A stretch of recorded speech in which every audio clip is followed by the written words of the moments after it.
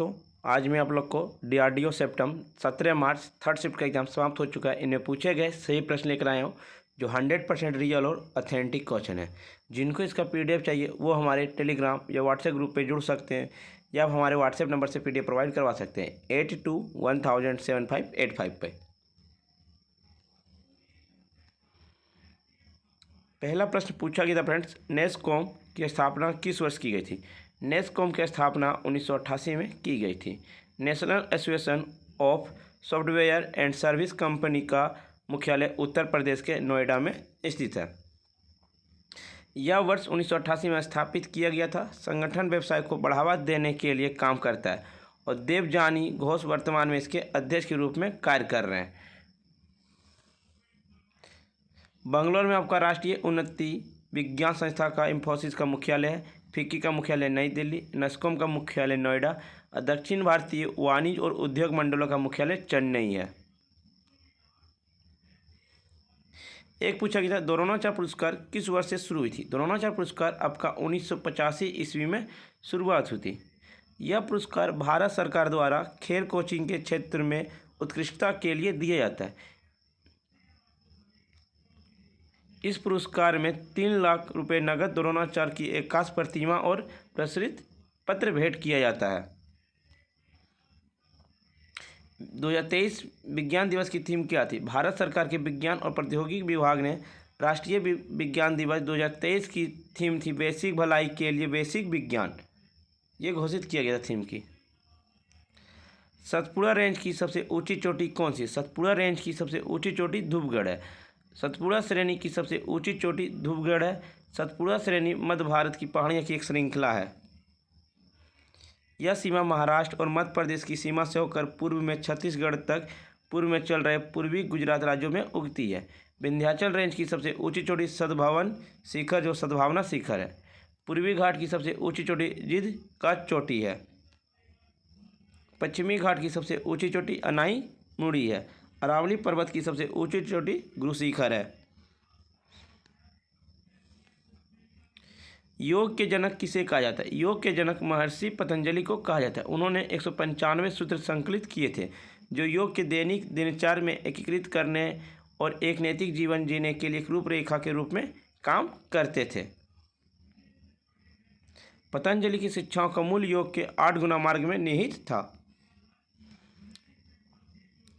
Speedometer गति किसे मापा जाता है? स्पीडोमीटर की गति आपको ओडोमीटर से मापा जाता है। आमीटर विद्युत प्रवाह की शक्ति को मापता है। वायु वेग मापी हवा की गति को मापते हैं। बेरोमीटर वायुमंडलीय दाब को मापते हैं। बोलोमीटर ताप विकिरणों को मापते हैं। क्रिस्कोग्राफ पौधों में वृद्धि को मापता है। ऊष्मामापी रासायनिक अभिक्रिया में गर्मी को मापता है। हाइड्रोमीटर किसी तरल पदार्थ के विशिष्ट गुरुत्व को मापता है। आर्द्रता मापी वायुमंडल में आर्द्रता को मापता है। नाक के उपचार और हेडलाइट में किस दर्पण का उपयोग किया जाता है? नाक के उपचार और हेडलाइट के उपयोग में उत्तल दर्पण का उपयोग किया जाता है। एक पूछा था, हेल का मुख्यालय कहाँ है? हेल का मुख्यालय बंगलोर है। इसका फुल फॉर्म था हिंदुस्तान एरोनॉटिक्स लिमिटेड।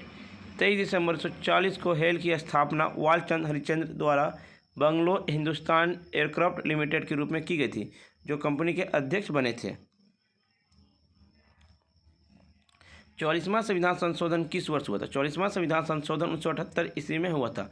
44वें संविधान संशोधन अधिनियम 1978 ने भारत के संविधान में निम्नलिखित प्रावधानों में संशोधन किया।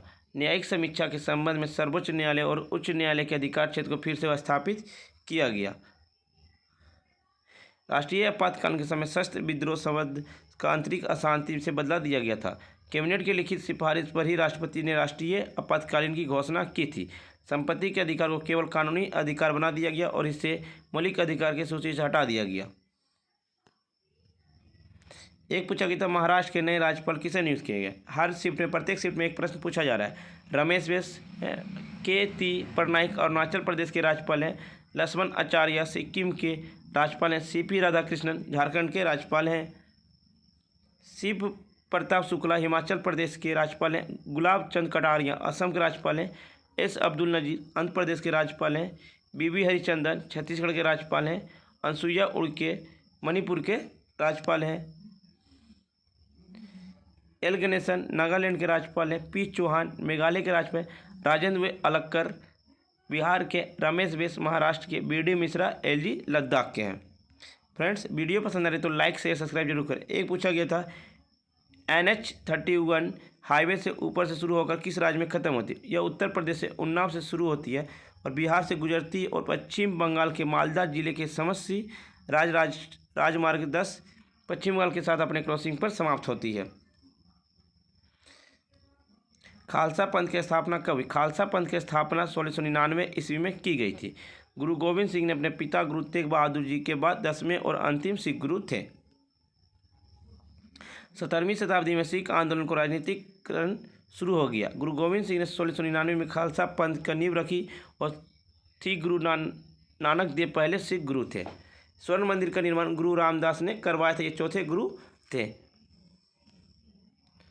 गुरु अर्जुन देव को मुगल सम्राट जहांगीर ने मारा था। सिखों के 10 गुरु क्रम है, आपका याद कर लीजिए आप लोग से कि आगे नेक्स्ट वाले एग्जाम में पूछे जा सकते हैं। गुरु नानक 1469 से 1539। गुरु नानक सिख धर्म के संस्थापक थे और पहले मानव गुरु थे। गऊ अंगद 1539 से 1552। गुरु अमरदास 1552 से 1574। इन्हें कोई अकबर 500 बीघा जमीन दान में दिया था। गुरु रामदास 1574 से 1581। सॉरी फ्रेंड, 1584 से 1581 में ही अकबर ने गुरु रामदास को 500 बीघा जमीन दान दिया था। गुरु अर्जुन 1581 से 1606 में एक महान विद्वान गुरु अर्जुन ने सिखों ग्रंथों को संकलित किया जिन्हें आदि ग्रंथ के रूप में जाना जाता है। गुरु गोविंद सिंह 1606 से 1644 तक। गुरु हर राय 1644-1661। गुरु हर कृष्ण 1661-1664। गुरु तेग बहादुर 1665-1675। गुरु गोविंद सिंह 1675-1708 ईस्वी तक।